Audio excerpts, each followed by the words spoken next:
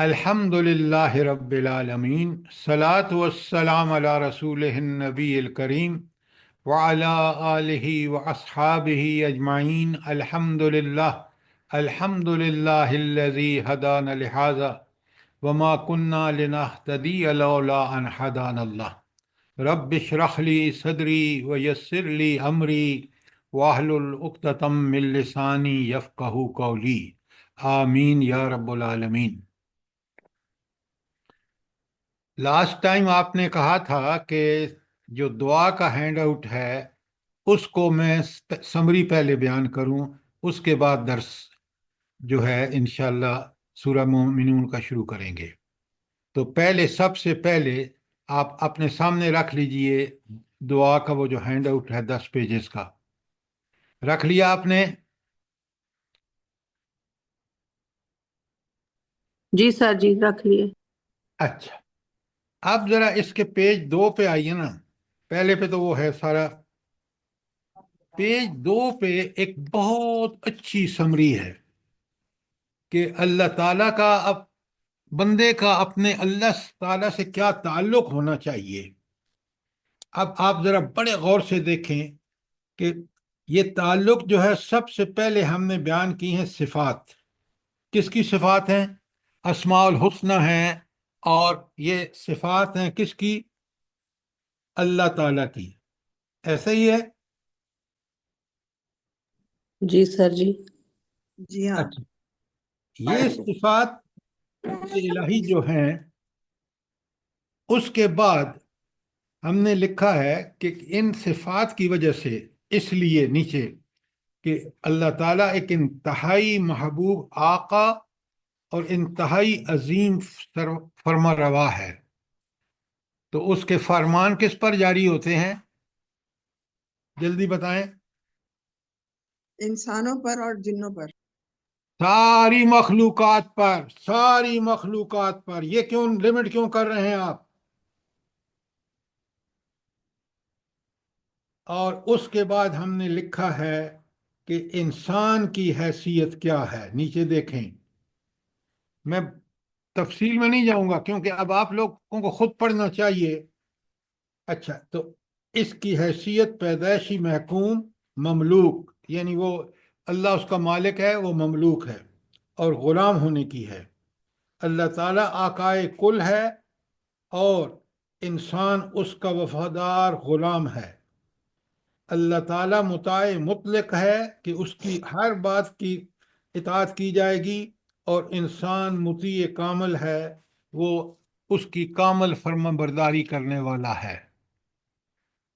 یہ آپ نے دیکھا کہ یہ چیز میرے اور آپ کے ذہن میں ہمیشہ تازہ رہنی چاہیے کہ ہمارا رب جو ہے وہ کس قدر قوتوں اور طاقتوں کا مالک ہے، اور اس لیے اس کی حیثیت جو ہے وہ کیا ہے، اور میری حیثیت کیا ہے۔ اگر مختصر سے میں کہوں، اللہ تعالیٰ مالک اور آقا اور داتا ہے، اور میں ایک غلام ہوں۔ بات سمجھ آئی کہ نہیں آئی؟ اگر اس غلامی کا حق ادا نہیں کیا تو قیامت کے دن بڑا سخت خسارے میں رہوں گا۔ اگلے پیج پہ آ جائیے، پیج نمبر 3۔ کوئی سوال پیج نمبر 2 پہ؟ اچھا، پیج نمبر 3 دعا کے لغوی معنی: بلانا، پکارنا، مانگنا، سوال کرنا، اور شرعی معنی ہیں اللہ تعالیٰ کی بارگاہ میں استغاثہ، یعنی فریاد کرنا، اور اس کے درخواستیں عرض و معروض پیش کرنا۔ اب اگر آپ نے پہلی بات سمجھ لی ہے جو پیج 2 پہ ہے کہ اللہ تعالیٰ کی صفات، اور اللہ تعالیٰ آقا اور داتا ہے اور ہم جو ہیں غلام ہیں، تو پھر آپ کو یہ دعا 2 چیزوں سے مرکب ہے۔ اللہ تعالیٰ کے حضور اپنی عبودیت، غلامی، عاجزی، ضعف و ذلت کا اظہار کہ میں محتاج ہوں، اور اللہ تعالیٰ کی الوہیت کہ وہ الہ ہے۔ الہ کے کیا معنی ہیں جلدی بتائیں؟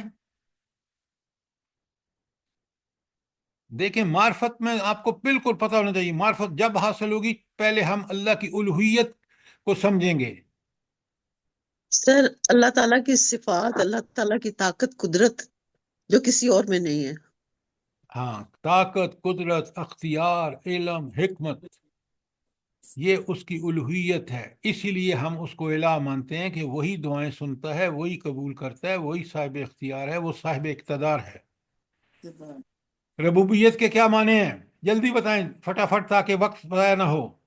मालिक हाकिम कादिर हर चीज का اختیار वाला उसी के पास है. نہیں نہیں نہیں نہیں نہیں، یہ چاروں صفتیں آپ نے اکٹھی گن دی. ربوبیت مطلب ہے کہ وہ پالتا ہے، وہ ہماری ساری ضروریات پوری کرتا ہے، اس کے بعد وہ ہمارا مالک اور آقا ہے. مدبر ہے. مدبر جو ہے وہ کائنات کو چلانے کی تدبیریں ہیں. اچھا، قدرت، رحمت، عظمت و جلال کا اقرار، کہ میں دل سے ان چیزوں کا اعتراف کروں. اب دعا کب وجود میں آتی ہے؟ جب میری محتاجی جو ہے مجھے اس بات پر مجبور کرتی ہے کہ میں اس آقا کے سامنے، جس تمام قدرتوں کا مالک ہے، اور سب سے بڑی بات کیا ہے جلدی بتائیں اس حوالے سے، وہ رحمان اور رحیم ہے. اس کی رحمت حد سے بڑی ہوئی ہے. میں اگر اس کا کہنا مانوں گا تو میں اس کا مقبول بندہ بن جاؤں گا، اور اگر میں کہنا نہیں مانوں گا تو پھر میں شیطان اور دوسرے ان کی پیروی کر رہا ہوں گا. ایک کمال کی آیت ہے اس حوالے سے جو آپ کو اور مجھے بالکل ازبر ہونی چاہیے. یہ جو آیت الکرسی کے بعد کی دعائیں ہیں نا، آیت الکرسی کا کیا نمبر ہے سورہ بقرہ میں؟ 257. جی 257. 186. 257. اب ذرا صحیح سے بتائیں نا 55. جی. 257 بھی نہیں ہے، 255 ہے.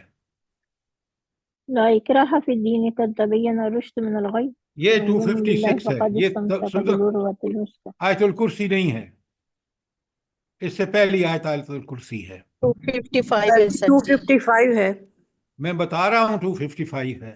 جی. اچھا، جو اگلی دو آیات ہے نا، چلے میں جب اس یہاں کھولوں گا، جب سورہ بقرہ میں سورہ مومنون میں پڑھا رہا ہوں وہاں آؤں گا، تو ابھی یہاں ذرا جلدی سے گزر جاتے ہیں. اچھا، دعا کب وجود میں آتی ہے؟ جب مجھے پتہ ہے، اور مجھے اچھی طرح پتہ ہونا چاہیے کہ میری ہر ضرورت وہ ہستی پوری کر رہی ہے، اور جس چیز سے کو میں مانگ رہا ہوں اس کو بھی پوری کرنے کی توفیق اسی کے پاس ہے، اسی کے پاس اقتدار ہے، اسی کے پاس اختیار ہے. لہٰذا میں اسی سے مانگوں. یہ ہے دعا کی حقیقت اور کب وجود میں آتی ہے. اچھا، اب آپ سورہ مومن کی آیت دیکھیں. وقال ربکم، تمہارے رب نے کہا، ادعونی، مجھے پکارو، استجب لکم، میں تمہاری دعائیں قبول کروں گا. ان الذین یستکبرون عن عبادتی، وہ لوگ جو ہماری عبادت میں تکبر کرتے ہیں، یدخلون جہنم داخرین، وہ ذلیل اور رسوا ہو کر جہنم میں داخل ہوں گے. اچھا، یہاں اس آیت کے اندر رہتے ہوئے مجھے بتائیں کہ ان الذین یستکبرون عن عبادتی، وہ لوگ جو ہماری عبادت میں تکبر کرتے ہیں، اس سے کیا مراد ہے؟ یعنی دعا نہیں مانگتے، دعا بھی عبادت ہے. اور اپنے آپ کو زیادہ عقل مند سمجھتے ہیں. ڈاکٹر صاحب، اب پہلی بات جو آپ نے کی ہے وہ بالکل ٹھیک ہے، بالکل ٹھیک ہے. میں دوسروں سے اس لیے پوچھ رہا ہوں کہ دوسرے دیکھیں نا، ہم غور کر کے نہیں پڑھتے. تو یہاں ان الذین یستکبرون عن عبادتی، وہ لوگ جو ہماری عبادت میں تکبر اور غرور کرتے ہیں، ہماری عبادت کو یعنی ہم سے مانگنا پسند نہیں کرتے. اللہ کے بندو، کبھی دیکھیں تو صحیح کہ آپ جو لاس اینجلس میں ہوا ہے، پتہ ہے وہاں ایک بہت بڑا فلموں کا وہ فیسٹیول ہو رہا تھا، اور اس میں انہوں نے ایک کاغذ پھیرا، سوال لکھ کے کہ کیا اس کائنات میں خدا ہے یا نہیں. آپ یقین مانیں وہ سوشل میڈیا پہ آیا کہ انہوں نے کہا کہ خدا نہیں ہے. اب ان کو پتہ چل گیا خدا ہے.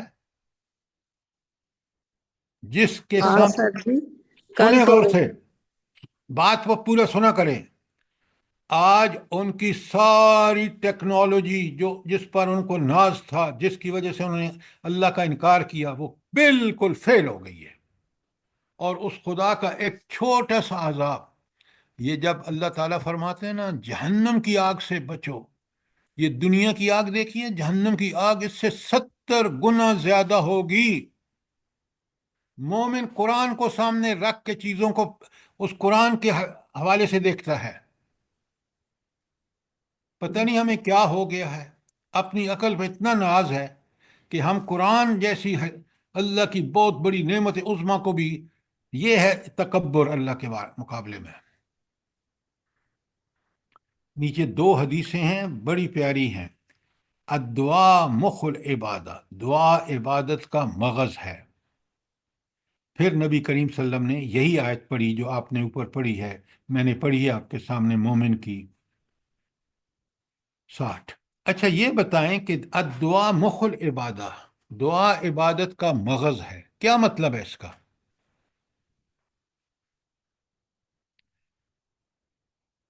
سر جب بندہ دعا مانگتا ہے تو ڈاکٹر صاحب اعتراف آپ کرتا چپ ہے. رہیں، ڈاکٹر صاحب پلیز مجھے دیکھیں. وہ ٹیچر انتہائی برا ہوتا ہے، بے وقوف ہوتا ہے، جو ایک ہی استاد ایک ہی سوال ان لڑکوں سے پوچھتا ہے جو قابل ہوتے ہیں.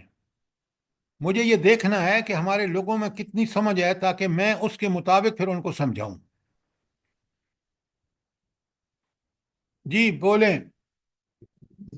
سر جی دعا اس کے اہمیت کے پیش نظر کے جس طرح مغز کی اہمیت ہے کہ انسان کے جسمانی، اس کے حساب سے اسی طرح عبادت کے لحاظ سے بھی کہ سب سے ضروری اور اہمیت ہے حامل ہے دعا.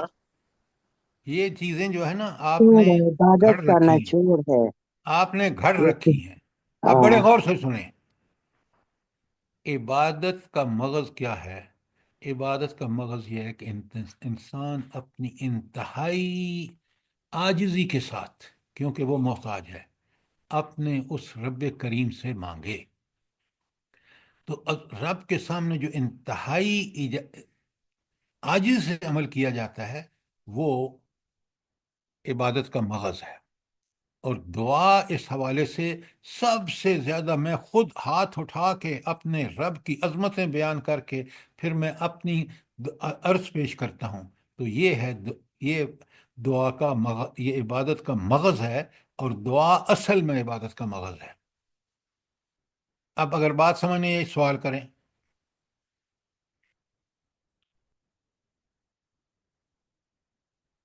سورہ آراف کی آیت آخر میں پیج 3 پر ہے، ادعوا ربکم. تم اب بتا دیا، اللہ نے طریقہ بتا دیا کہ ادعوا ربکم، پکارو اپنے رب کو، تضرعا و خفیہ، گڑ گڑا کر، دور دل کی گہرائیوں سے، وہ خفیہ اور چپ کے. یہ نہیں کہ دعا زور زور سے مانگ رہے ہیں، دل سے بات.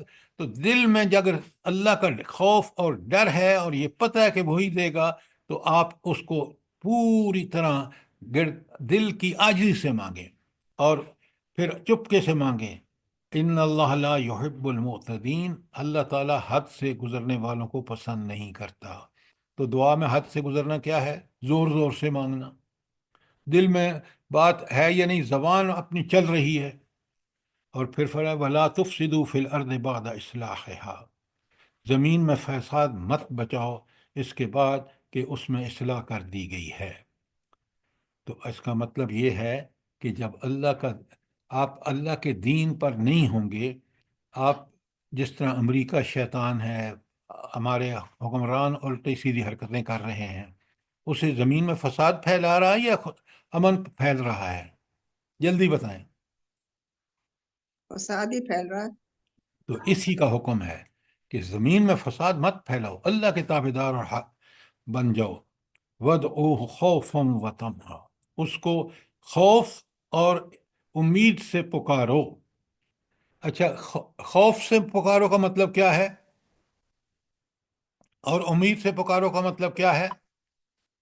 سر جی امید سے پکارو کا مطلب ہے کہ ضرور میری دعا قبول کرے گا، اور خوف سے یہ ہے کہ پتہ نہیں وہ دعا قبول کرتا ہے کہ نہیں، جیسے مثال زکریا علیہ کیا السلام بات کر رہے ہیں آپ؟ کیا بات کر رہے ہیں؟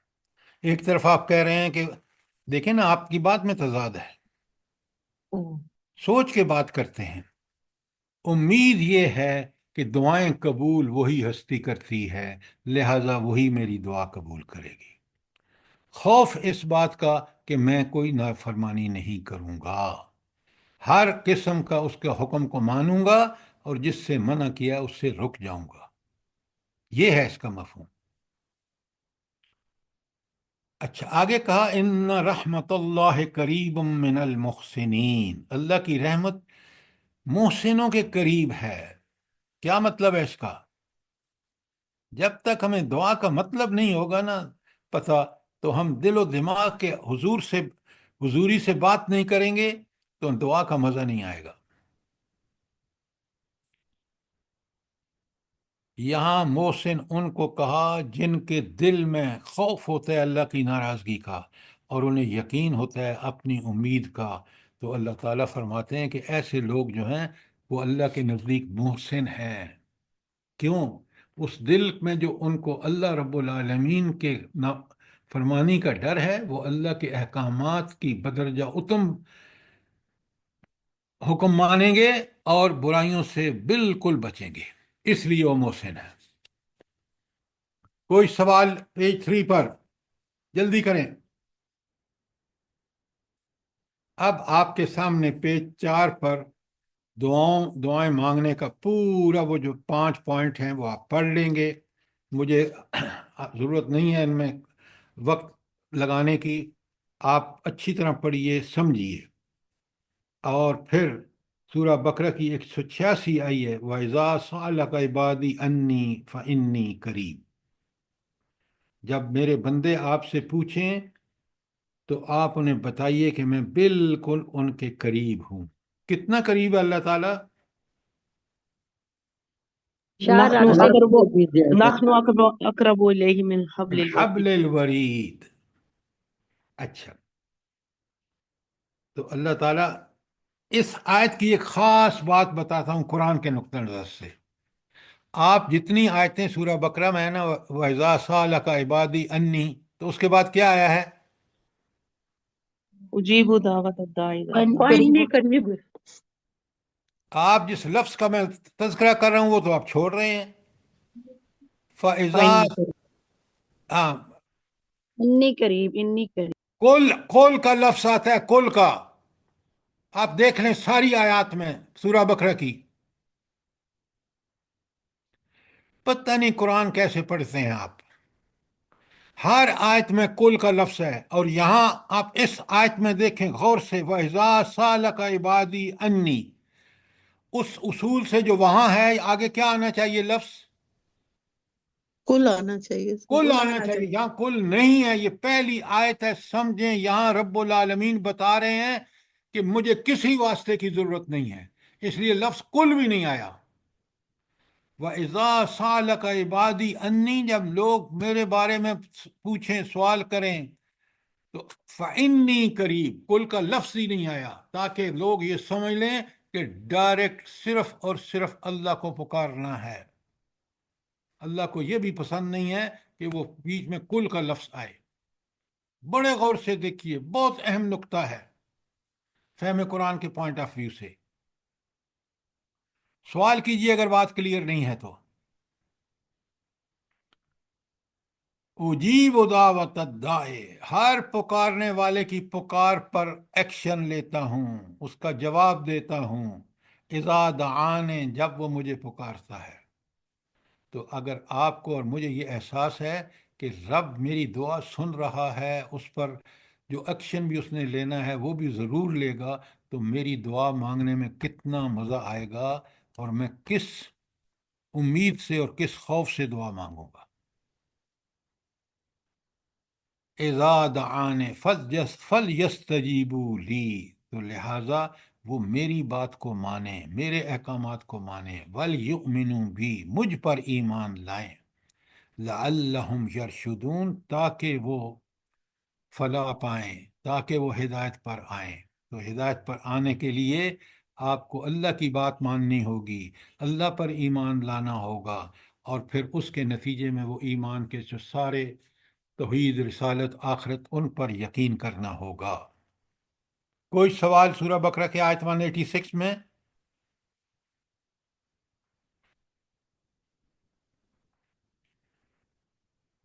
پتہ نہیں آپ سوال کیوں نہیں پوچھتے۔ اگر آپ استاد ہوں نا اور میں شاگرد ہوں تو پھر دیکھیں کہ میں آپ سے آیت کے اندر رہتے ہوئے کتنے سوال کروں گا۔ دعا مومن کا ہتھیار ہے، مستدرک حاکم کی ہے، الدعاء سلاح مومن، دعا مومن کا ہتھیار ہے، وعماد الدین، اور دین کا ستون ہے، ونور السماوات والارض، اور زمین و آسمان کا نور ہے۔ کتنی بڑی دعا کی اہمیت ہے، ذرا نوٹ فرمائیں۔ یہ اس کا کیا مطلب ہے کہ مومن کا ہتھیار ہے؟ جلدی بتائیں۔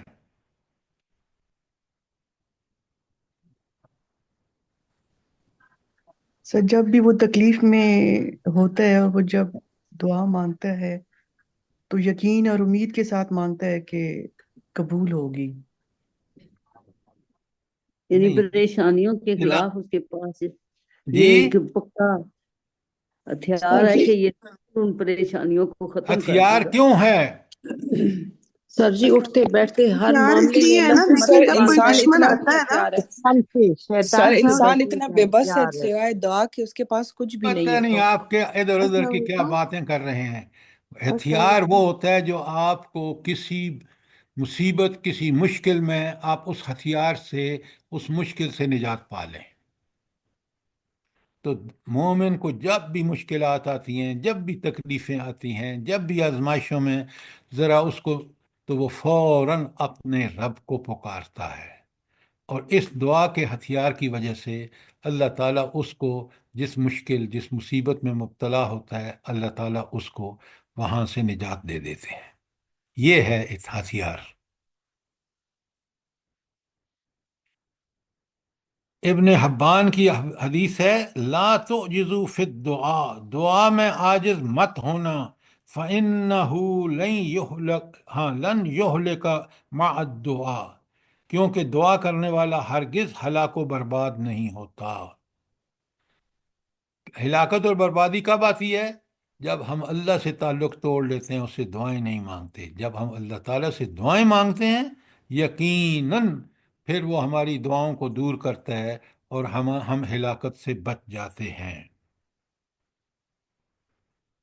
اچھا، آگے جو ترمذی کی حدیث ہے نا، آخر میں پیج 4 پر، ان الدعاء ینفع، بے شک دعا نفع بخش ہے، مما نزل، جو کچھ اللہ تعالیٰ نے مصیبتیں نازل کی ہیں، وہ مما لم ینزل، اور وہ بھی جو جن سے اللہ تعالیٰ نے ابھی نازل نہیں فرمائی، فیوچر میں ہمارے لیے ہیں۔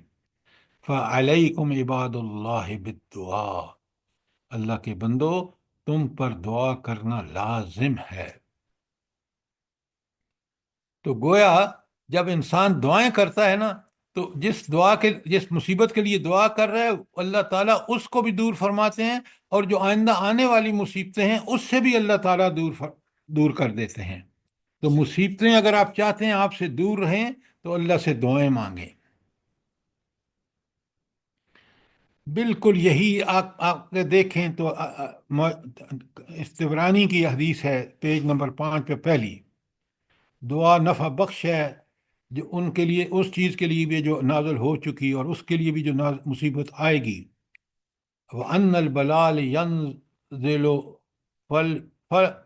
فَيُلْقَاهُ الدُّعَاء، اللہ اکبر، کیا بات ہے۔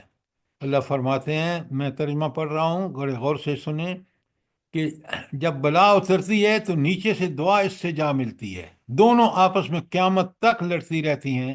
یعنی بلا آسمان سے اترنا چاہتی ہے تو دعا اس کو روکتی ہے، اور دعا اور بلا دونوں کا یہ آپس کا مقابلہ قیامت تک جاری رہتا ہے۔ اگر آپ نے دعا زوردار طریقے سے مانگی ہے، خوف اور طمع کے ساتھ مانگی ہے، تو یہ ہے دعا جو آپ کی مصیبت کو وہیں روکتی ہے اور لڑتی رہتی ہے۔ دعا کا کبھی کمی نہ کریں، اور دعا جب مانگیں پورا دل آپ کا حاضر ہو، اللہ کا خوف دل میں ہو، امید اسی سے ہو، پھر آپ دیکھیں کہ آپ اگر ایسا کریں گے تو آپ کی دعائیں قبول ہونا شروع ہو جائیں گی۔ لیکن ہم دعا مانگتے ہیں، دل کہیں اور ہوتا ہے، زبان اللہ سے التجا کر رہی ہوتی ہے، یہ دعا کا طریقہ نہیں۔ سر جی یہاں پر جو پچھلی حدیث بھی ہے اس اور یہ بھی کہ وہ جو جیسے آپ نے فرمایا کہ تم اللہ تعالیٰ سے عافیت کی دعا بہت کیا کرو، تو یہ مثال کے طور پر اس کو لیا جا سکتا ہے کہ نہیں؟ جی سر جی یہ جو پچھلی حدیث بھی ہے اور یہ بھی، تو مثال کے طور پر اس چیز کو لیا جا سکتا ہے کہ آپ صلی اللہ علیہ وسلم نے فرمایا کہ اپنے لیے عافیت کی دعا بہت کیا کرو۔ آپ عافیت پہ ہی کیوں رک گئے ہیں؟ قرآن تو کہتے ہیں رب زدنی علما، علم کی دعا کرو، اور علم قرآن و سنت کا علم۔ آپ صرف عافیت پہ رک گئے ہیں۔ نہیں سر جی، بلا کی وجہ سے، بلا کا جو ذکر آ رہا ہے نا پیچھے، وہ اس وجہ سے دیکھیں، آپ ہر چیز اللہ سے مانگیں گے، عافیت بھی مانگیں گے، لیکن اگر علم مانگیں گے تو اس علم کے نتیجے میں آپ ساری دعائیں ٹھیک ٹھیک کریں گے۔ قرآن و سنت کا علم آپ کو سکھائے گا، آپ پڑھ چکے ہیں کہ دعا کیسی مانگنی چاہیے۔ اب آپ ہر ضرورت کے لیے اللہ تعالیٰ ہی کی طرف رجوع کریں گے۔ رزق کی کمی ہے تو یا رزاق کہیں گے، اسی طرح رحمتوں کی ضرورت ہے تو یا رحیم یا رحمان کہیں گے۔ پوری دعا کے فلسفے کو سمجھیں، یہ پورا ہینڈ آؤٹ اسی کے اوپر ہے۔ جی سر۔ قرآن اور سنت پڑھنے کے بعد ہم اپنی ساری سوچ اور فکر اس قرآن کے مطابق کر لیں، اس نبی کریم صلی اللہ علیہ وسلم کی احادیث کے مطابق کر لیں، اس رول ماڈل جو اللہ نے اسوہ حسنہ بنایا اس کے مطابق کر لیں، معاملات انشاءاللہ ہمارے ٹھیک ہو جائیں گے۔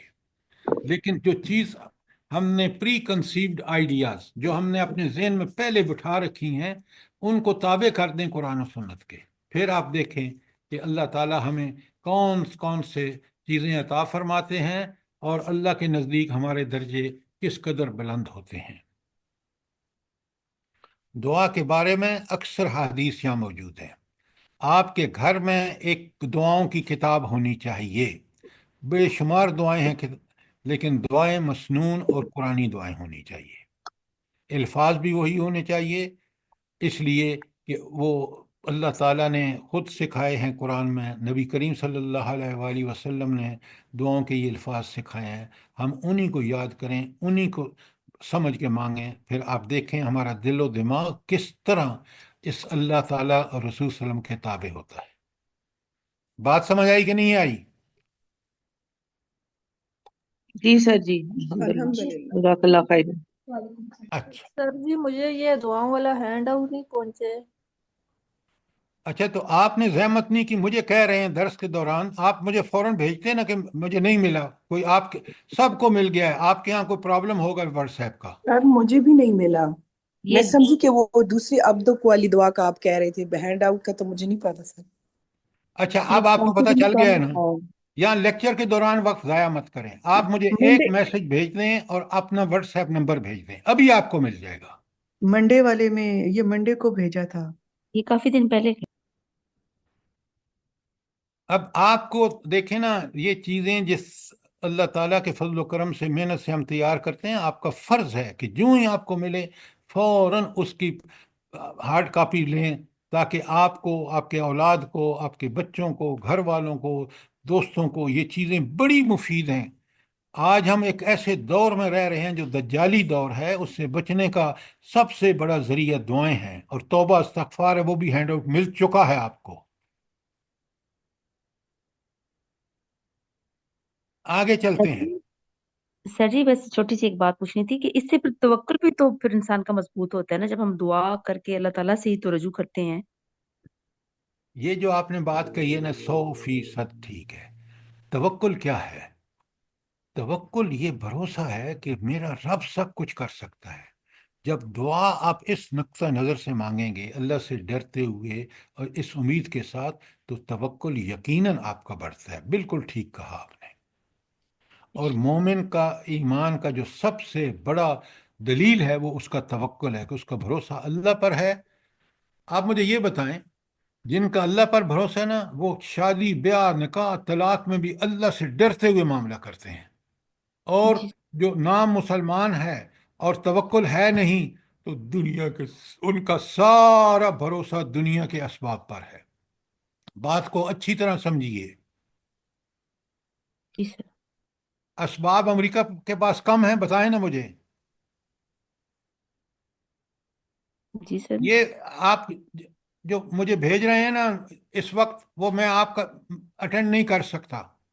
آپ میسج ریٹرن بھیجیں، مجھے بھیجیں یا جیب کو بھیجیں، ہم آپ کو فوراً بھیج دیں گے۔ لیکن یہ آپ حرکت مت کریں کہ میرے موبائل پہ، میرے لیپ ٹاپ پہ آ رہا ہے اور میں لیکچر چھوڑ کے آپ کے ہینڈ اوور کے لیے پیچھے پڑ جاؤں گا۔ ایسی حرکت مت کریں۔ سر یہ جو صفحہ نمبر 4 پہ حدیث ہے نا، دعا مومن کا ہتھیار ہے، اس میں ہے آخر میں کہ دعا جو ہے وہ نور السماوات والارض ہے، اس کا کیا مطلب ہے سر؟ ہاں، کیا بات ہے، کیا بات ہے۔ اب یہ سوال آپ لوگ کیوں نہیں اس وقت کرتے جب میں پڑھا رہا ہوتا ہوں؟ بہت عمدہ سوال ہے آپ کا۔ اچھا، انسان کا اللہ تعالیٰ خود فرماتے ہیں، آپ نے پڑھی ہے سورہ آگے آ رہی ہے ساری، کہ اللہ نور السماوات والارض، کہ اللہ تعالیٰ یہ جو ایمان ہے نا یا فطرت ہے، یہ انسانی فطرت جو ہے، فطرت اللہ التی فطر الناس علیہا، اور دوسری جگہ کہا کہ یہ مومن کے اندر ایک فطری نور ہوتا ہے، اور آپ جب اخلاص سے دعا مانگتے ہیں نا تو وہی نور کی شکل میں اللہ تعالیٰ تک پہنچتا ہے۔ تو اس لیے یہ اس آیت میں یہ جو فرمایا نا، آپ نے کہا کہ یہ جو اللہ تعالیٰ نے فرمایا ہے کہ وہ نور السماوات والارض ہے، جی دعا، تو دعا اس معنی میں کہ وہ جو فطرت کا نور اللہ تعالیٰ نے اس کے اندر رکھا ہے، اس کو انسانی فطرت کو بنایا ایسا ہے کہ وہ اللہ ہی سے جڑتی ہے۔ اب آپ دعا کے اندر اللہ سے جڑنے کا پکا پورا ثبوت دے رہے ہیں اگر دعا کو اس طرح مانگ رہے ہیں جس طرح یہاں بتائی گئی ہے، تو اس لیے اس کو نور السماوات والارض کہا۔ ڈاکٹر صاحب بات سمجھ آئی کہ نہیں آئی؟ جی سر جزاک اللہ خیر۔ سر دعا گپ اندھیروں میں روشنی کرتی ہے، یہ بھی مفہوم ہو سکتا ہے؟ نہ نہ نہ نہ نہ نہ، گپ اندھیروں میں وہ جو نور ہے نا، وہ یہ باتیں ایسی مت کریں کہ جس سے انسان جو ہے، کیونکہ اندھیرے میں دعا مانگ رہا ہوں تو کیا وہ اندھیرا اجالے میں تبدیل ہو جائے گا؟ نہیں سر، ایسی بات نہیں ہے، مطلب ہماری مصیبتوں کے جو گپ اندھیرے ہیں۔ ہاں تو بات کریں، دیکھیں سر سر جی یہ ایک اور دیا ہوا ہے نیچے کہ دعا کرنے والا ہرگز ہلاک و برباد نہیں ہوتا، اس کو تھوڑا کھول دیں کہ کیسی دعا ہم مانگے جس سے ہلاک اور برباد نہ ہو۔ آپ مجھے یہ بتائیں، مجھے بیماری لگ گئی ہے، جی اب اگر وہ بیماری کا میں علاج اس لیے کر رہا ہوں کہ میرے اللہ کا حکم ہے، لیکن شفا کا حکم کہاں سے آئے گا؟ اللہ تعالیٰ سے۔ تو یہ ہے کہ دعا جو ہے وہ ہلاکتوں سے بچاتی ہے، کہ اللہ تعالیٰ مجھے یقیناً شفا دے گا اور میں مرنے سے بچ جاؤں گا۔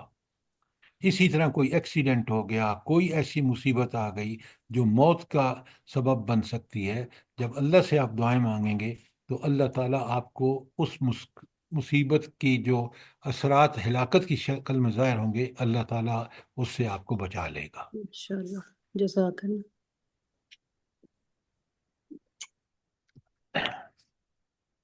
اچھا، اب آگے آ جائیں۔ دعا تقدیر بدل سکتی ہے۔ ترمذی کی حدیث ہے پیج نمبر 5 پر، تقدیر کو کوئی چیز نہیں ٹال سکتی سوائے دعا کے۔ یہ حضور فرما رہے ہیں، نیکی کے علاوہ کوئی چیز عمر میں اضافہ نہیں کر سکتی۔ یہاں بھی اصول آ گیا، آپ چاہتے ہیں کہ آپ کی عمر لمبی ہو، آپ نیکیاں کریں۔ کیوں؟ اسی کو اللہ تعالیٰ نے ذریعہ بنایا ہے آپ کی ورنہ تقدیر میں جو آپ کی عمر لکھ دی گئی ہے بس اس پہ موت آ جائے گی. ہاں اگر آپ دعائیں کر رہے ہیں اور نیکیاں کر رہے ہیں تو اللہ تعالیٰ آپ کو اور موقع دے دے گا. جس طرح آپ قرآن سے جڑ رہے ہیں، قرآن کا اتباع کر رہے ہیں، نبی کریم صلی اللہ علیہ وآلہ وسلم کا اتباع کر رہے ہیں، تو اللہ برکت دیتا ہے آپ کی عمر میں، اور پھر وہ تقدیر میں جو عمر آپ کی لکھی ہوتی ہے اللہ تعالیٰ اس کو اور بڑھا دیتے ہیں. بات کلیئر ہے؟ اگلی حدیث ہے، اللہ تعالیٰ کے ہاں دعا سے زیادہ عزت والی کوئی چیز نہیں ہے، اس لیے کہ دعا میں جو امیدیں آپ اللہ تعالیٰ سے وابستہ کرتے ہیں، جس انداز میں آپ دعا مانگتے ہیں دل کی حضوری کے ساتھ، اللہ کا خوف کرتے ہوئے اللہ کو پکارتے ہیں، تو یہ چیز اللہ کے ہاں آپ کی عزت میں اضافہ، یہ تقویٰ ہے. اس سے اللہ کے ہاں آپ کی محبت، اللہ کی محبت آپ کے لیے بڑھ جاتی ہے. اگلی دعا حدیث ہے ترمذی کی آخری، من لم یسأل اللہ یغضب علیہ، جو اللہ سے سوال نہ کرے اللہ تعالیٰ اس سے ناراض ہوتا ہے. سر جی یہ اس سے پہلے بھی ایک تھی افضل ترین عبادت فراخی اور کشادگی کا انتظار کرنا ہے. سر جی اس کا تھوڑا سا یہ سمجھا دیجیے، یہ بھی ترمذی کی ہے. ہاں میں آپ بالکل ساری آپ نے بہت اچھا سوال کیا. دیکھیے میری ایک بات سنیں اور بڑے غور سے سنیں، یہ ہر آدمی کے ساتھ اللہ کا معاملہ ہے. اللہ تعالیٰ پہلے آزمائش کرتا ہے. مومن ایمان نامی آزمائش کا ہے. جب آپ آزمائشوں میں ثابت قدمی دکھاتے ہیں اور اللہ کے لیے صبر کرتے ہیں، جب اللہ تعالیٰ تنگی دیتے ہیں اور جب فراخی عطا فرماتے ہیں آپ شکر کرتے ہیں، جب اس ٹیسٹ میں آپ پاس ہو جاتے ہیں پھر اللہ آپ دینے والا اللہ ہے، پھر اللہ آپ کو بہت ساری نعمتیں عطا فرماتے ہیں. لیکن اس ٹیسٹ کے بعد جب یہ نعمتیں ملتی ہیں تو یہ ہے وہ نعمتوں کا انتظار، کہ میں مصیبتوں اور تکلیفوں میں اس بات کا انتظار کروں کہ میں اس میں ثابت قدمی دکھاؤں گا تو اللہ تعالیٰ مجھے اور نوازے گا بعد میں. یہ ہے اس کا مطلب. اب بات سمجھ آ گئی؟ جی سر جی جزاک اللہ سر جی. میں آپ کو مثال دیتا ہوں. صحابہ کرام دیکھیں مکے میں کس قدر مصیبتوں میں تھے، غربت کی انتہا تھی، اور حضرت بلال رضی اللہ تعالی عنہ جیسا جو آدمی تھا غلام، اس کی جائیدادیں تھیں مدینے میں. پتہ ہے آپ کو؟ وہ انتظار تھا مکے میں اور اللہ نے فراخی دے دی مدینے میں حکومت دے کر. تو اللہ سے بہت دعائیں کیا کریں، خاص کر فرض نمازوں کا قبول اوقات کا آگے آیا ہوا ہے. سب اس کے ہینڈ آؤٹ کے اندر سب کچھ اختصار کے ساتھ دیا ہوا ہے. اب آ جائیں اگلے پیج پہ، پیج نمبر 6، اضافہ علم کی دعا. العلم جو ہے نا، یہ ڈگریاں نہیں. یہ ڈگریاں اگر انسان بہت اچھی چیز ہے بشرطے کہ انسان پکا سچا مومن ہو، پھر یہ ڈگریاں اس کے لیے بڑی معاون ثابت ہوتی ہیں دنیا میں زندگی گزارنے کے لیے. لیکن اگر صرف انہی ڈگریوں کو علم سمجھ لیا ہے یہ بہت بڑی غلطی ہے. علم سے مراد قرآن و سنت کا علم ہے. کیوں؟ یہ وہ علم ہے جس میں جوں جوں زیادتی ہوتی ہے ایمان بڑھتا جاتا ہے، ایمان بڑھتا ہے تو عمل صالح بڑھتا جاتا ہے، عمل صالح بڑھتا جاتا ہے تو انسان جو ہے اس کی دعوت دیتا ہے، تواصو بالحق کرتا ہے، اور جب اس کو مشکلات اور مصیبتیں آتی ہیں تو صبر کرتا ہے، تواصو بالصبر دوسروں کو بھی نصیحت کرتا ہے. یہ ہے اس کا مطلب. ہر برائی سے پناہ مانگنے کی دعا. سورہ آراف کی آیت 200 اور 199 کتنی پیاری دعا ہے. قرآن میں اور بھی بہت ساری ہیں. خذ العفو وامر بالعرف واعرض عن الجاہلین. قرآن مجید میں جو آیا ہے نا تواصو بالحق کے ساتھ تواصو بالصبر، عفو درگزر کرنا، اور جاہلوں سے منہ پھیر لینا، کہ ان سے کہنا اچھا بھائی خدا حافظ۔ تو اللہ تعالیٰ فرماتے ہیں وَإِمَّا يَنزَغَنَّكَ مِنَ الشَّيْطَانِ، جب تمہیں شیطان کی اکساہٹیں تو پھر انسان اپنی شیطان آپ کو اکسائے تو کیا کرو؟ نزع فاستعذ باللہ، تو پھر اللہ سے جو ہے اس کی پناہ چاہو، کیونکہ جب اللہ کی پناہ سچے دل سے چاہیں گے، جب اللہ پناہ دے دے گا تو آپ اللہ کے بندے بن جائیں گے، شیطان پھر آپ کا کچھ بھی نہیں بگاڑ سکتا۔ اور یہ سب کیوں کرو کہ اللہ کی پناہ میں آ جاؤ اگر شیطان اکسائے؟ کیونکہ اللہ کون ہے؟ انہو سمیع علیم۔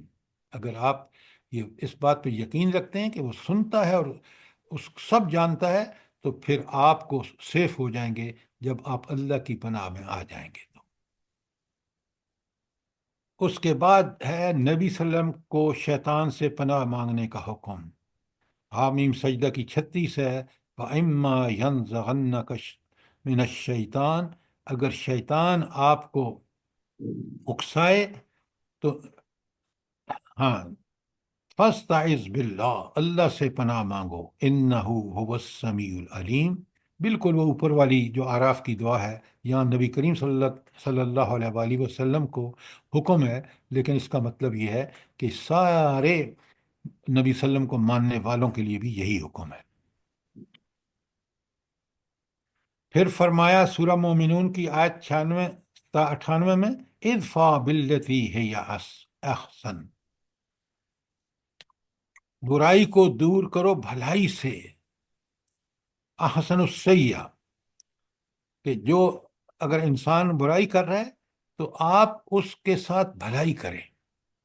مثلا آپ اس کو نصیحت کریں، اگر وہ بگڑتا ہے تو اسے کہو بھائی میں نے تو آپ کے سامنے اللہ کا حکم بتا دیا، مرضی ہے آپ کی، اور آپ اس سے کوئی جھگڑا نہ کریں، بس وہاں سے چل جائیں۔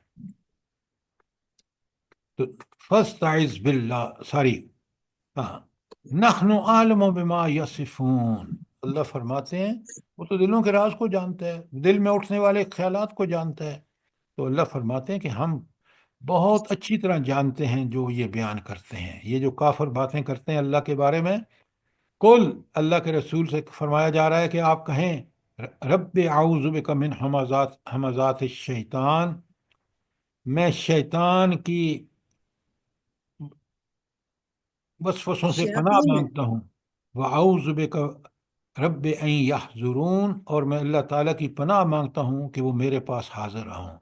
یہ سورہ مومنون کی آیت 96 تا 98 ہے جو میں آپ کو پڑھاؤں گا، یہ ابھی آنے والی ہے، لیکن آپ یہاں دیکھیں کہ کس طرح نبی کریم صلی اللہ علیہ وسلم کو دعا سکھائی جا رہی ہے اور اس کے ذریعے سے ہمیں بتایا جا رہا ہے۔ کوئی سوال یہاں تک؟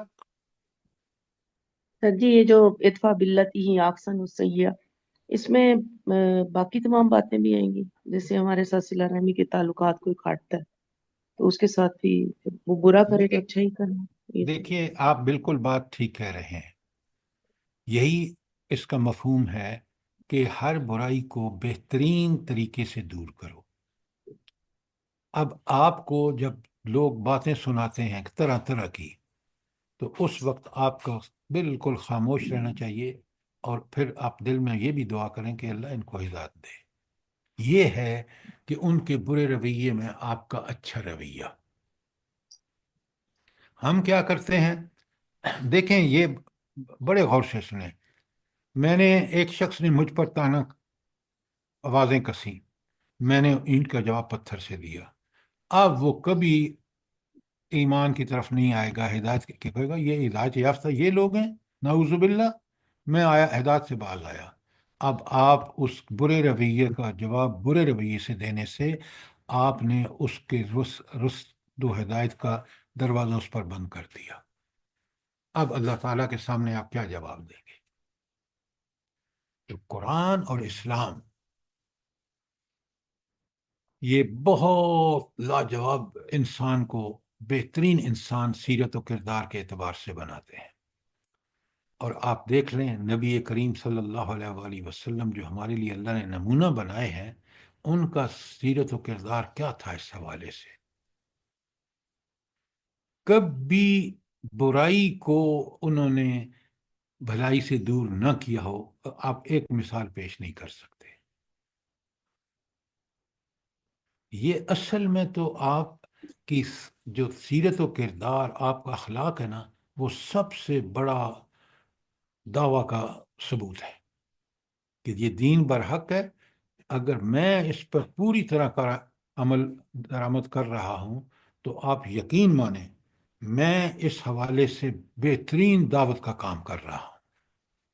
اگر میں کہتا کچھ ہوں اور کرتا کچھ ہوں تو پھر آپ یقین مانیں میں دین کی راستے میں رکاوٹ ہوں گا.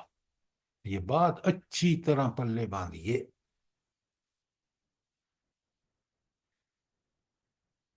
آج ہو یہی رہا ہے.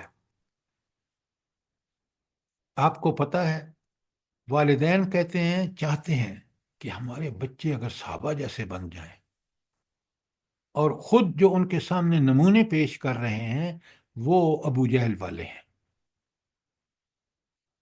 تو کیسے ان کے بچے ٹھیک ہوں گے؟ بچہ تو وہ کرتا ہے جو ماں باپ کرتے ہیں، عمل کرتے ہیں. لہذا ہم سب سے پہلے خود اپنی ذاتی عملی زندگی میں دین کا نمونہ بنا دے اللہ تعالی ہمیں، یہی سب سے بڑی دعوت ہے. پھر جو بات کریں گے آپ انشاءاللہ بڑی اثر انگیز ہوگی. بات کلیئر ہے؟ جی سر، جزاک اللہ خیرا. اچھا، تو اب اللہ فرماتے ہیں کہ ادفع باللتی ہی احسن، تم جو ہے وہ اس طریقے سے برائی کو بھلائی سے دور کرو. اللہ تعالیٰ فرماتے ہیں اور تم یہ جان لو اچھی طرح، کب کرے گا اللہ؟ جب یہ سمجھے گا. نحن عالم بما یصفون، اللہ فرماتے ہیں کہ ہم بہترین انداز میں جانتے ہیں جو یہ لوگ بیان کر رہے ہیں. وَقُلْ رَبِّ اعوذ بِکَ، اور کہو میں اللہ کی پناہ مانگتا ہوں من ہمزات الشیطان، شیطان کی اکساہٹوں سے. اعوذ بک، اے اللہ میں تیری پناہ مانگتا ہوں، رب ان یحضرون، کہ یہ شیطان میرے پاس آئیں. اچھا یہ بتائیں، یہاں یہ بات ہاں پوری کھول کے میں آپ کے سامنے بیان کروں گا جب اس میں آیت میں آئیں گے، لیکن ایک سوال آپ سے ہے کہ یہ شیطان میرے پاس آئیں، اس سے اللہ کی پناہ مانگتے ہیں، کیوں مانگتے؟ اللہ تعالیٰ نے شیطان کو کیا پاور دی ہے، کیا اجازتیں دی ہیں اللہ نے؟ جلدی بتائیں. وسوسے پیدا کرتا ہے شیطان دلوں میں. جی وسوسے پیدا کرتا ہے شیطان دلوں ہاں، میں. وہ دل میں وسوسے بھی ڈالتے ہیں اور وہیں سے بات شروع ہوتی ہے. مومن کہتا ہے تو اعوذ باللہ کہہ کے اللہ کی پناہ میں چلا جاتا ہے، اس کے وسوسے وہی ہوتے ہیں جو اللہ چاہتا ہے. لیکن کافر، اب وہ جتنے قرآن میں اعتراض آئے ہیں قرآن کے اوپر، جتنے اعتراضات آئے ہیں نبی کریم صلی اللہ علیہ وآلہ وسلم پر، جتنے اعتراضات آئے ہیں آخرت پر، وہ کس نے ان کو اکساہٹوں کا نتیجہ تھا؟ کس کی اکساہٹوں کا نتیجہ تھا؟ اسی کا سر، شیطان کی. شیطان کی اکساہٹوں کا شیطان کی. نتیجہ تھا. اور یہ جو آپ برائیاں کر رہے ہیں، رشوت لے رہے ہیں، فحاشی اور عریانی کا ارتکاب کر رہے ہیں، یہ شیطان ہی ان کو اکسا رہا ہے کہ تمہیں دیکھا تم کتنے بہادر ہو، کس لباس میں باہر جاتے ہو. یہ شیطان ہے، اس سے کیئرفل رہیے. یہ بڑی اہم دعائیں ہیں جو یہ دو آیتیں جو ہیں 97 98 سورہ مومنون کی، ان کو بہت غور سے دیکھیں. انشاءاللہ اس کی باقی تفصیل میں بیان کروں گا جب پڑھیں گے ان کو. طلب مغفرت کی دعا، اوئے ہوئے ہوئے، یہ ہے سب سے بہترین دعا. قل رب اغفر وارحم وانت خیر الراحمین. نبی کریم صلی اللہ علیہ وسلم کو حکم دیا جا رہا ہے اور اس سے حکم کے تحت ہمیں حکم مل رہا ہے کہ رب اغفر، اے اللہ مجھے بخش دے، وارحم مجھ پر رحم فرما، وانت خیر الراحمین، اور آپ سب سے بہتر رحم کرنے والے ہیں. یہ سورہ مومنون کی آخری دعا ہے، آخری آیت ہے ساری. سورہ مومن کی 55 میں فرمایا فصبر، حکم ہے اللہ کا، کوئی درخواست نہیں ہے، فصبر، صبر کر، ان وعد اللہ حق، اللہ تعالیٰ کا وعدہ سچا ہے، واستغفر لذنبک، اور اپنے گناہوں کی معافی مانگ، وسبح بحمد ربک، اور تسبیح بیان کر اپنے رب کی حمد کے ساتھ، بالعشی والابکار، صبح اور شام۔ اچھا، یہ وعد اللہ حق، اللہ کا وعدہ سچا ہے، کیا مطلب ہے اس کا؟ یہاں کس وعدے کا ذکر ہے؟ پر قیامت آ کر رہے گی، حساب کتاب ہوگا، ہمیں ہاں، اللہ کے شاباش، کہ یہ بات سمجھ لو کہ یہ ہو کے رہے گا، موت آئے گی تمہیں، تم دوبارہ اٹھائے جاؤ گے، تمہارا حساب کتاب ہوگا، اسی حساب و کتاب کے نتیجے میں جو ہے جنت اور جہنم کا فیصلہ ہوگا۔ یہ حق ہے، یہ ایسا حق ہے جو ہو کر رہے گا۔ سبحان اللہ۔ ایک ایک آیت کس طرح آپ کے اور میرے ایمان میں اضافہ کرتی ہے، ذرا نوٹ کریں۔ فَعْلَمْ، اچھی طرح جان لے، انہو لا الہ الا اللہ، اللہ کے علاوہ کوئی الہ نہیں ہے۔ اچھا، یہاں الہ کا مفہوم کیا ہے؟ جلدی بتائیں۔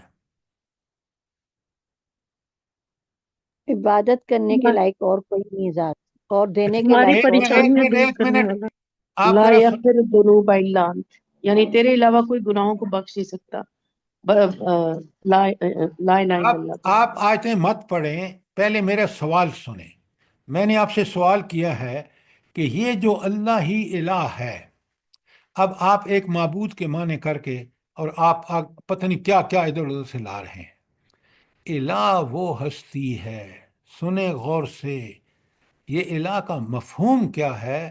معبود اس لیے ہے کہ طاقت، قدرت، علم، حکمت، اختیار، اقتدار، ساری خوبیاں اسی میں ہیں۔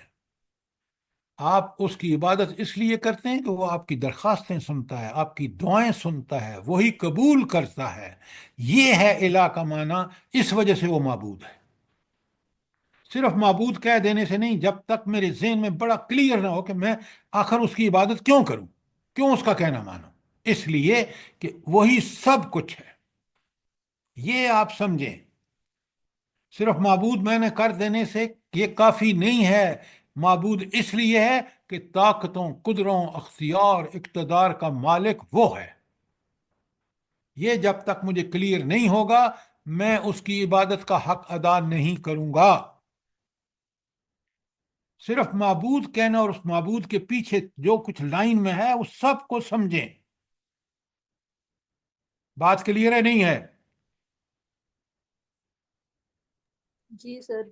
فَاعْلَمْ أَنَّهُ لَا إِلَٰهَ إِلَّا اللَّهُ، اچھی طرح جان لے، بے شک اللہ کے علاوہ کوئی الہ نہیں ہے، کسی کے پاس طاقتیں نہیں ہیں، اس لیے کوئی بھی معبود نہیں ہے۔ وَاسْتَغْفِرْ لِذَنبِكَ، اور اپنے گناہوں کی معافی مانگ۔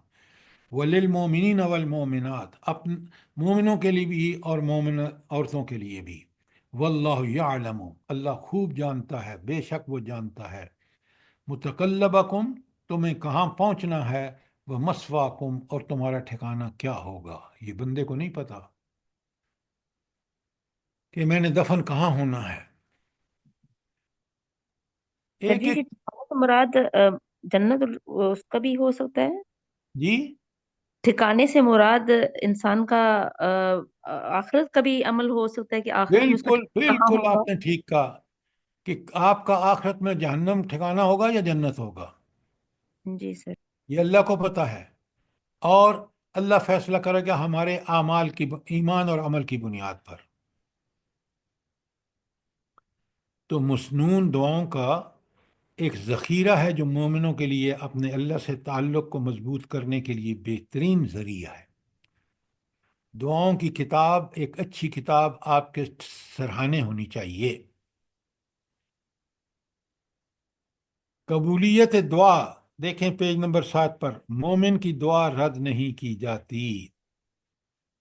اس کا کیا مطلب ہے، مومن کی دعا رد نہیں کی جاتی؟ جب وہ مضطر ہو کے دعا مانگتا ہے، دیکھیں، لازمی قبول۔ دعا کے 3 طریقے ہیں۔ یا تو جو دعا قبول کر لی جاتی ہے، یا اس کی وجہ سے کوئی بلا ٹال دی جاتی ہے، یا پھر ذخیرہ کر لی جاتی ہے قیامت میں اجر کے لیے۔ جزاک اللہ، جزاک اللہ، یہ ہے عبادت قبول، دعا قبول ہونے کا فوراً مل جاتا ہے۔ آپ دیکھیں، آپ خود اپنی دعاؤں کو دیکھ لیں، یا کچھ عرصے کے بعد قبول ہوتی ہے۔ نبی کریم صلی اللہ علیہ وآلہ وسلم کی بعثت کی دعا ابراہیم علیہ السلام نے 2500 سال بعد قبول ہوئی ہے۔ اور جو آخری بات ہے نا،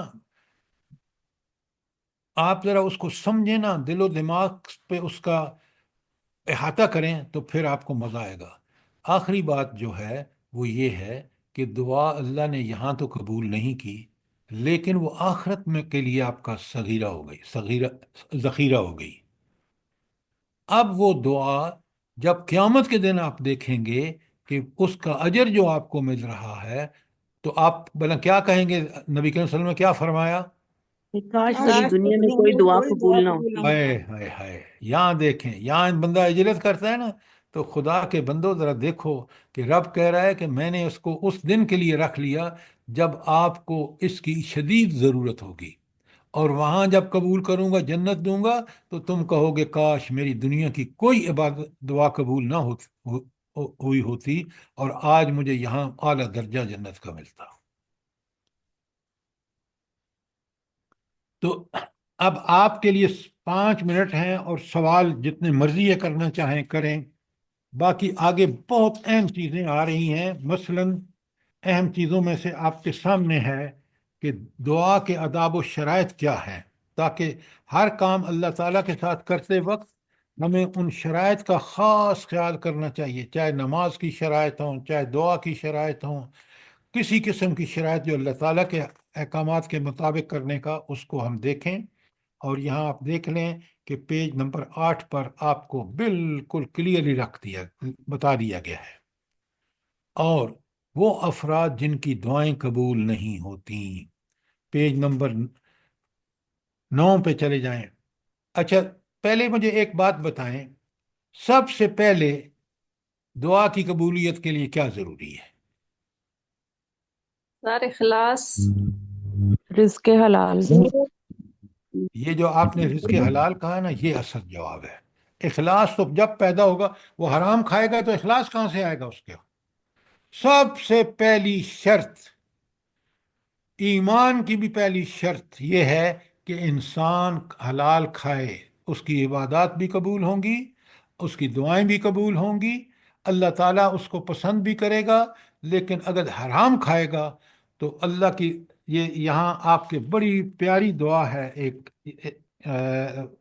اللہ تعالیٰ فرماتے ہیں کہ ہاں، یہ آپ آئیں پیج نمبر 9 پہ، اوپر لکھا ہے، اور پہلی حدیث ہے 9 پیج پہ۔ نبی کریم صلی اللہ علیہ وسلم نے اس حوالے سے ارشاد گرامی فرمایا، کیا فرمایا؟ پھر آپ نے ایک ایسے شخص کا ذکر کیا جو کسی مقدس مقام میں لمبا سفر طے کر کے آتا ہے، پریشان حال ہے، غبار آلود ہے، مگر ہوتا یہ ہے کہ اس کا کھانا حرام، لباس حرام، اس کا جسم حرام غذا سے پلا ہوا، پس اس شخص کی دعا کس طرح قبول ہوگی؟ تو قبولیت دعا کی اس شرط سے بھی ہم غفلت برت رہے ہیں، اس سے بیان کرنے کی ضرورت نہیں کہ کتنے ہم غافل ہیں۔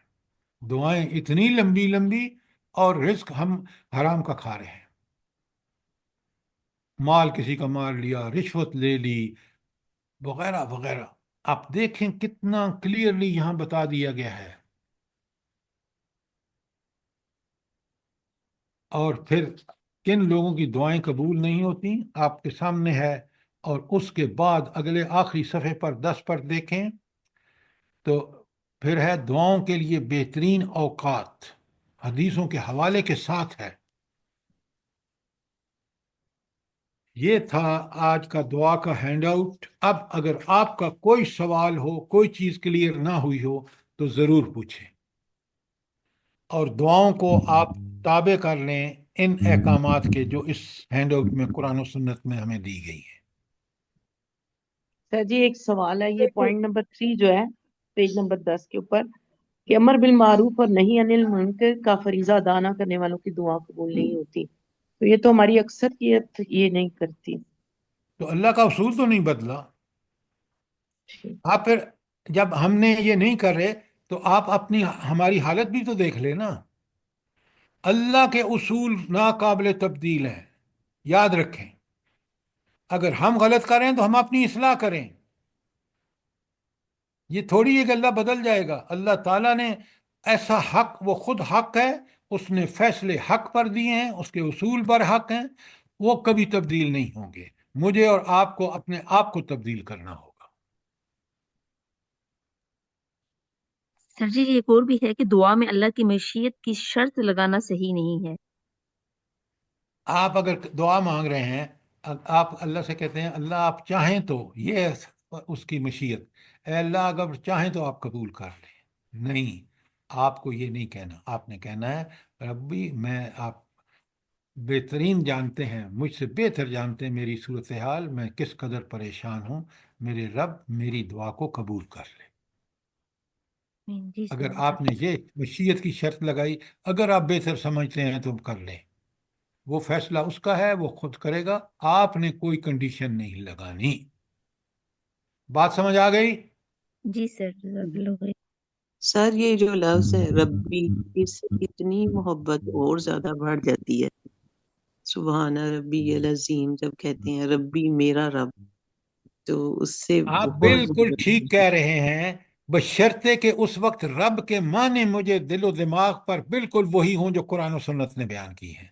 بڑا مزہ آتا ہے. ایک لفظ ربی کہنا جو ہے وہ اتنا پرسکون ہوتا ہے، انسان اس کو اتنا اطمینان ملتا ہے کہ میں اس اپنے اصلی آقا کو بلا رہا ہوں. بالکل ٹھیک کہا آپ نے. سر دعا جی سر جی جو ہے مشیت میں اللہ مشیت میں یہ بات بھی آئے گی کہ وہ جو کہتے ہیں کہ میرا یہ کام ہو گیا تو میں اتنے نفل پڑھوں گا یا اتنے روزے رکھ لوں گا. نہیں، وہ نظر ماننے کی بات ہے. اس میں آپ نے مشیت پر اللہ کی پر کوئی قدغن نہیں لگاتے. وہ آپ کہتے ہیں کہ قبولیت اللہ تعالیٰ فرمائے گا تو میں شکر کے طور پر یہ کام کروں گا، اور وہ نظر اللہ ہی کے لیے ہونی چاہیے. جو اگر مگر ہے نا کہ اگر اللہ نے چاہا یا مگر، مطلب یہ چیزیں نہیں آنی چاہیے نا کہ ایسے کر کے تو لیکن نہیں کرنا اگر چاہیے. اگر آپ کہتے ہیں، لیکن آپ کا مقصد صرف یہی ہوتا ہے. پہلی تو بات یہ ہے کہ آپ اگر مگر کی کنڈیشن نہ لگائیں، آپ اللہ پر چھوڑ دیں اخلاص سے، بڑی اللہ کا ڈر اور امید کرتے ہوئے مانگ لیں. ٹھیک ہے؟ لیکن اگر آپ یہ ساتھ کہیں کہ اللہ اگر یہ قبول ہو گئی تو میں تیرے لیے یہ نیک کام کروں گا، تو یہ نظر ہو گئی. سر نظر جو مانی جائے وہ پہلے ہی ادا کر دی جائے کہ یا اللہ میں یہ تیرے حضور پیش کرتی ہوں، صدقہ یا خیرات یا کچھ یا نوافل، تو پھر اللہ تعالیٰ تو اور سب سے زیادہ اچھا صدقہ خیرات ہے، کیونکہ اس سے جو دل میں اللہ کے راستے میں خرچ کر کے جو انسان کو اللہ تعالیٰ سکون عطا فرماتے ہیں نا، وہ اسی وقت ہوتا ہے جب آپ نفل وقت کے بجائے اگر آپ خرچ کر سکتے ہیں اللہ کے راستے میں تو وہ دیں. وہ آپ کو اکثر دینا چاہیے، ہمیشہ دینا چاہیے، اور دعائیں الگ مانگنی چاہیے. سر یہ دعا کی حیثیت سے زیادہ مانگنا، اس کو ذرا بتائیں. ہاں، دعا میں آپ اگر اللہ سے یہ مانگیں کہ اللہ میں صحابہ اور صحابیات جیسا ہو جاؤں، تو یہ اپنی حیثیت سے زیادہ مانگا ہے یا نہیں مانگا؟ جی سر. تو آپ وہ چیزیں مانگیں جو آپ کی دنیا اور آخرت کے لیے بحیثیت انسان اور ماحول کے اعتبار سے. دیکھیں نا، آج ہمیں بالکل پتہ ہے کہ فتنہ دجال بہت ہی قریب ہے. ہم اس سے کثرت سے دعائیں مانگیں. کیوں؟ سب انبیاء نے اپنی امتوں کو اس بارے میں ڈرایا. تو ہم آنے والی مصیبتوں سے مصائب دیکھیں. اس وقت گمراہی کس قدر بڑی ہوئی اور پھیلی ہوئی ہے. میں اور آپ اللہ سے دعا کریں کہ رب العالمین ہمیں صراط مستقیم پر رکھ، ہمیں محمد رسول اللہ صلی اللہ علیہ وسلم کے طریقے پر عمل کرنے کی توفیق عطا فرمائے. جی اور سر آمین اگر آمین ثم آمین۔ یا اللہ سر جس طرح دعا سے میں حد سے تجاوز نہ کرو۔ نصیب فرما۔ دیکھیے، آپ حقوق اللہ اور حقوق العباد پورے کرنے کی جتنی ممکن کوشش ہو وہ کریں، اللہ سے دعائیں کریں کہ اللہ ہمیں اس کی توفیق عطا فرمائے۔ آمین ثم آپ آمین۔ صراط مستقیم پر رہنے کے لیے ہم اللہ کی توفیق کے محتاج ہیں، وہ توفیقیں اس سے مانگیے اور خود اپنا پورا عزم بالجزم رکھ کر کے عمل کیجیے۔ آمین ثم آمین۔ اور یہ قرآن ذریعہ ہے ہمیں رہنمائی کا بھی، ہمیں طاقت اور ایمان کی قوت جس سے ہم عمل کرتے ہیں وہ بھی اس قرآن ہی سے ملے گی ہمیں۔ سر جی کل آپ نے یہ یقیناً دیکھا ہوگا کہ نیو یارک میں پہلی دفعہ اذان کی اجازت دی گئی ہے اور لائیو سنائی گئی ہے۔ اتنی خوشی ہوئی کہ الحمدللہ کہ اذان کی انہوں نے اسپیکروں میں اذان دینے کی اجازت دی ہے۔ اور الحمدللہ کافروں کے ملک میں ہمارے رب کو تو مانتے ہی ہیں، بہرحال اس طرح کے عمل نہیں کرتے، تو بہت خوشی، مجھے تو بہت خوشی ہوئی ہے۔ آپ کی خوشی بالکل برحق، لیکن آپ مجھے بتائیں کہ یہ ملک جو آپ نے اسلام کے نام پر لیا تھا، یہاں اسلام نافذ ہے؟ نہیں، بالکل بھی نہیں ہے سر جی۔ تو پھر آپ کو خوشی تو اس وقت ہونی چاہیے کہ یہ ملک جو 75 سال ہو چکے ہیں اللہ کے نام پر لیا اور ہم نے اس اللہ کے احکامات کو نہیں مانا، تو آج ہم کن فتنوں، کن آزمائشوں، کس پستی اور ذلت کا سے دوچار ہیں، دیکھیں ذرا۔ بالکل جی یہ سب سے بڑا دکھ ہے، بہت۔ وہ چیز نہیں ہے جو ہونی چاہیے۔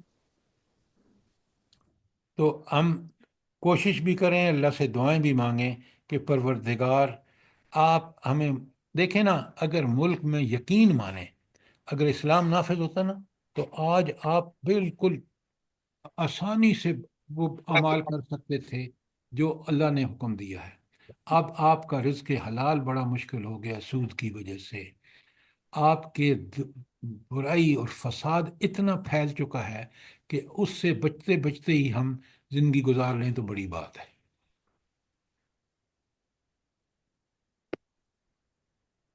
دعا کسی درجے کور ہو گیا ہے، لیکن جب تک آپ اس کو ایک ایک چیز کو سمجھیں گے نہیں، میں نے آپ کو پوری اجازت دے رکھی ہے کہ آپ مجھے کال کر سکتے ہیں، میرا نمبر آپ کے پاس ہے۔